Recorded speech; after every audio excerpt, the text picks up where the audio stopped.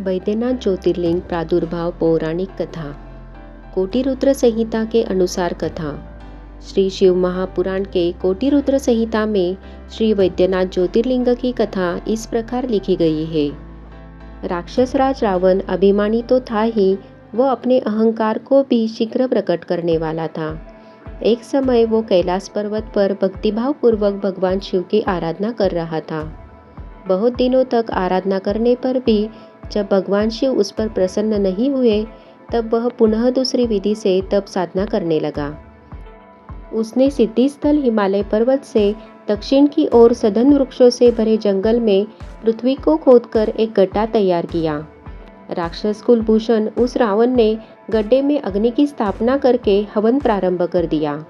उसने भगवान शिव को भी वही अपने पास ही स्थापित किया। तप के लिए उसने कठोर संयम नियम को धारण किया। वह गर्मी के दिनों में 5 अग्नियों के बीच में बैठकर पंचाग्नि सेवन करता था, तो वर्षा काल में खुले मैदान में चबूतरे पर सोता था और सर्दियों के दिनों में गले के बराबर जल के भीतर खड़े होकर साधना करता था। इन 3 विधियों के द्वारा रावण की तपस्या चल रही थी।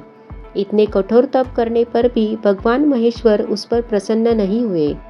ऐसा कहा जाता है कि दुष्ट आत्माओं द्वारा भगवान को रिझाना बड़ा ही कठिन होता है। कठिन तपस्या से जब रावण को सिद्धि नहीं प्राप्त हुई, तब रावण अपना एक एक सिर काटकर शिव जी की पूजा करने लगा। वह शास्त्र विधि से भगवान की पूजा करता और उस पूजन के बाद अपना एक मस्तक काटता था तथा भगवान को समर्पित कर देता था। इस प्रकार क्रमशः उसने अपने 9 मस्तक काट डाले। जब वह अपना अंतिम 10वां मस्तक काटना ही चाहता था, तब तक भक्तवत्सल भगवान महेश्वर उस पर संतुष्ट और प्रसन्न हो गए। उन्होंने साक्षात प्रकट होकर रावण के सभी मस्तकों को स्वस्थ करते हुए उन्हें पूर्ववत जोड़ दिया। भगवान ने राक्षस राज रावण को उसकी इच्छा के अनुसार अनुपम बल और पराक्रम प्रदान किया। भगवान शिव का कृपा प्रसाद ग्रहण करने के बाद नतमस्तक होकर विनम्र भाव से उसने हाथ जोड़कर कहा, देवेश्वर, आप मुझ पर प्रसन्न होइए। मैं आपकी शरण में आया हूँ और आपको लंका में ले जा चलता हूँ। आप मेरा मनोरथ सिद्ध कीजिए।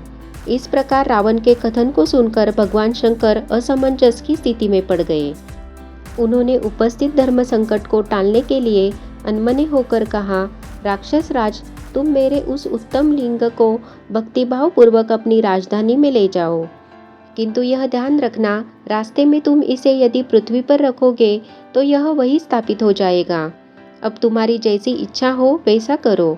भगवान शिव द्वारा ऐसा कहने पर बहुत अच्छा ऐसा कहता हुआ राक्षस राज रावण उस शिवलिंग को साथ लेकर अपनी राजधानी लंका की ओर चल दिया। भगवान शंकर की माया शक्ति के प्रभाव से उसे रास्ते में जाते हुए लघुशंका की प्रबल इच्छा हुई। शिवलिंग को एक ग्वाल के हाथ में पकड़ाकर स्वयं लघुशंका करने के लिए गया। एक मुहूर्त बीतने के बाद वह ग्वाल शिवलिंग के भार से पीड़ित हो उठा और उसने लिंग को पृथ्वी पर रख दिया। पृथ्वी पर रखते ही वह मणिमय शिवलिंग वही पृथ्वी में स्थिर हो गया। जब शिवलिंग लोक कल्याण की भावना से वही स्थिर हो गया, तब निराश होकर रावण अपनी राजधानी की ओर चल दिया। उसने राजधानी में पहुंचकर शिवलिंग की सारी घटना अपनी पत्नी मंदोदरी से बताई। देवपुर के इंद्र आदि देवताओं और ऋषि ने लिंग संबंधी समाचार को सुनकर आपस में परामर्श किया और वहां पहुंच गए। भगवान शिव में अटूट भक्ति होने के कारण उन लोगों ने अतिशय प्रसन्नता के साथ शास्त्र विधि से उस लिंग की पूजा की। सभी ने भगवान शंकर का प्रत्यक्ष दर्शन किया। इस प्रकार रावण की तपस्या के फलस्वरूप श्री वैद्यनाथेश्वर ज्योतिर्लिंग का प्रादुर्भाव हुआ, जिसे देवताओं ने स्वयं प्रतिष्ठित कर पूजन किया। जो मनुष्य श्रद्धा भक्ति पूर्वक भगवान श्री वैद्यनाथ का अभिषेक करता है, उसका शारीरिक और मानसिक रोग अतिशीघ्र नष्ट हो जाता है। इसलिए वैद्यनाथ धाम में रोगियों व दर्शनार्थियों की विशेष भीड़ दिखाई पड़ती है। आपको ये कथा कैसी लगी, हमें कमेंट में ज़रूर बताइए।